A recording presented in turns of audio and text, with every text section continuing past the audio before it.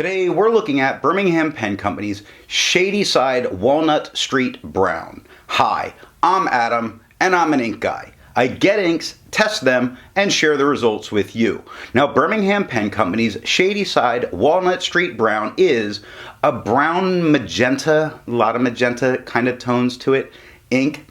To make sure I have a range of experience with this ink, I do the writing samples. I put the ink into a different pen for a day. I then put it into a Pilot Metropolitan with a medium nib to take my notes for this video. Now before we get to the writing samples, let's look at the sciencey bits. Up first is the chromatography, and I agree with Vita that I've learned a lot by doing multiple chromatographies. The one on the left is done the way it's supposed to be done. I put a line of ink down and immediately put it into water for 10 to 15 seconds. And we see this very khaki brown pushing its way up. It does stay there immediately. It's not like it's fleeing. And then we get this very magenta tone across the top. The one on the right, I let dry for 10 minutes before I dunk it into water. Now that khaki tone really did seep into this filter paper very immediately and is really staying. It does push up a little bit, and then we get that magenta that comes in. It makes me feel like that brown tone is going to be a real hold-on color. Resistance tests are done to see how this ink can be expected to perform on the page, and more importantly, how hard it might be to clean from your pens. Now, I let the smear dry for 3 days before testing it. Looking at the highlighter, it handles itself very well. It's very safe for a note-taking situation with no blowout and spreading or any of that. Water is only lifting the magenta tones out of the way. It's leaving all of those khaki browns in place.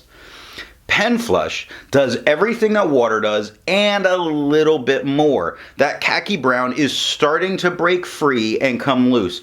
It's making me hopeful that Pen Flush is all that would be needed. However, if you needed to use a 1/3 bleach solution, it does completely remove it from the paper. Just make sure that you completely flush your pen out immediately after. For the inks I've tested, I have found an average viscosity of 2.5, with the realm of normal being from 2.1 to 2.9. Birmingham Pen Company's Shadyside Walnut Street Brown has a viscosity of 2.43, making it normal and very close to average. To find my average dry times, I use my writing samples done with the extra fine and medium nib on Clairefontaine, Tomoe River, and Rhodia paper. For the inks I've tested, I have found an average dry time of 17 seconds, with the realm of normal being from 13 to 21 seconds. Birmingham Pen Company's Shadyside Walnut Street Brown has an average dry time of 7 seconds, making this an incredibly fast drying ink. Now, let's look at the writing samples. I picked this ink up in sample form, and to keep my writing samples consistent, I use a Jinhao 159 with a Goulet 1.1 stub, a Jinhao X450 with a Goulet medium, and a Jinhao X750 with a Goulet extra fine. And this mess is what you get when you deal with those little sample bottles. Make sure you are in an absolutely, completely ink-friendly environment and have paper towels and tons of stuff ready to go, because it is going to make a mess, even just opening it. Let's take a look at the Clairefontaine. We get no bleeding, no ghosting. The 1.1, very light tone here. Little, quite reddish, really. It has no bleeding, it has no feather, no spread, no halo, sheen. It offers some shading out of it being so light. Fighting with some of these things on the side.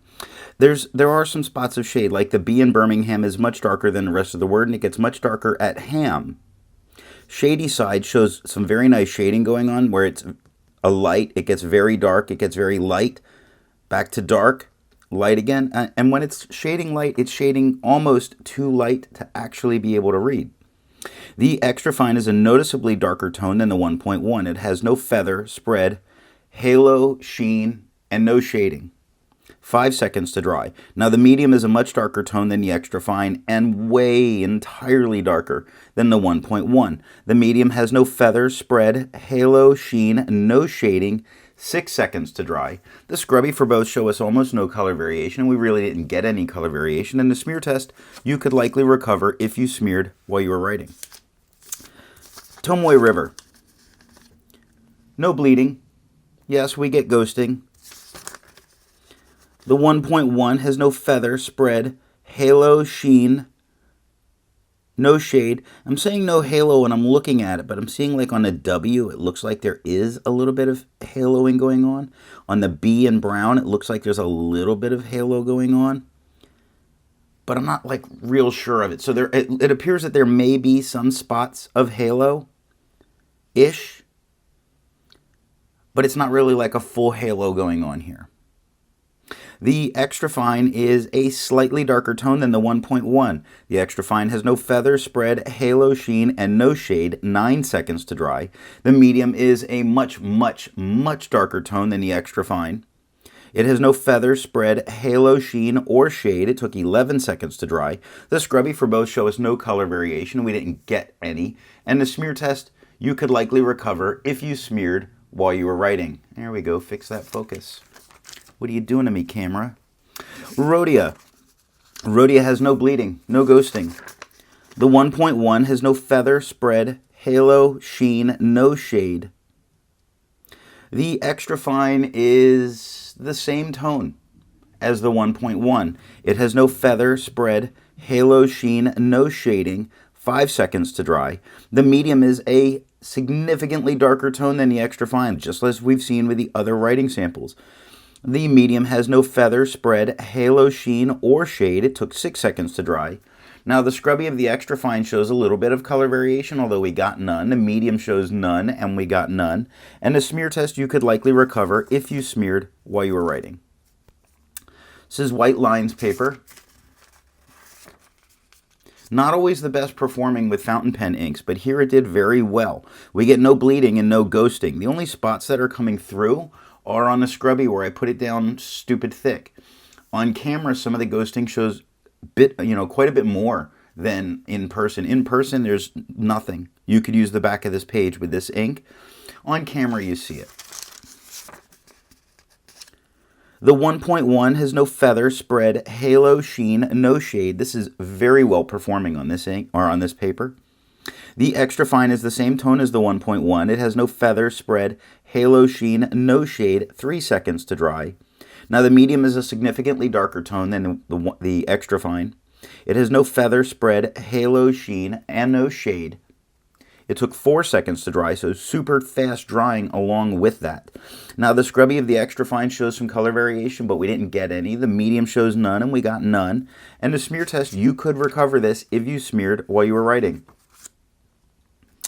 Tracing paper. Now, of course, tracing paper is going to bleed, or not bleed, have incredible amount of ghosting. Of course, you cannot use the back of the page.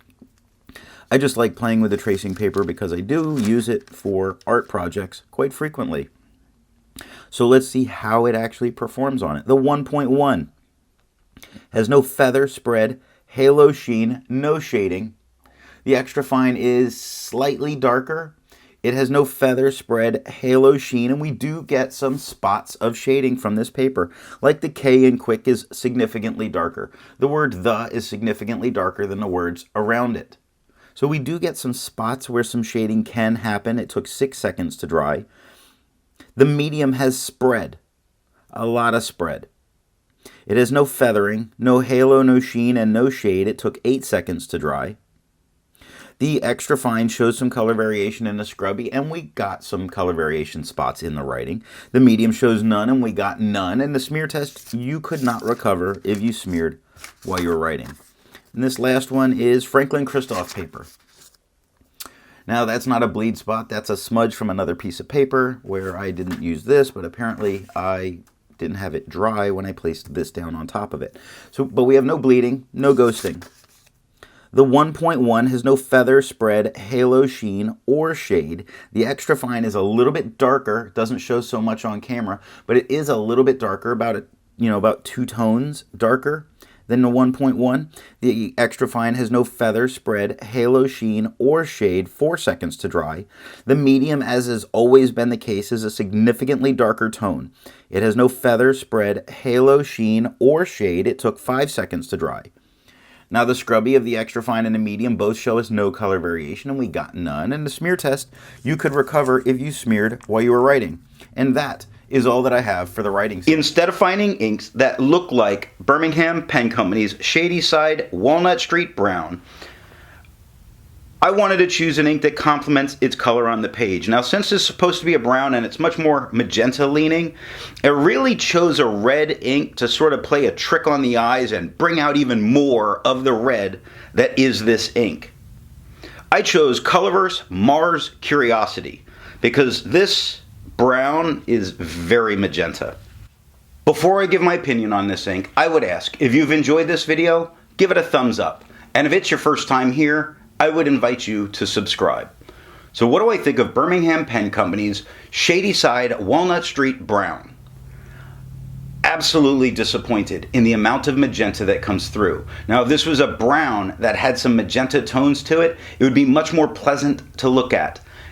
I wound up feeling very disappointed in my writing with all of my nibs on all of the paper. It just really, because I was expecting a brown and I got such a magenta leaning ink, it disappointed me in a way that I couldn't recover a good feeling for this ink from.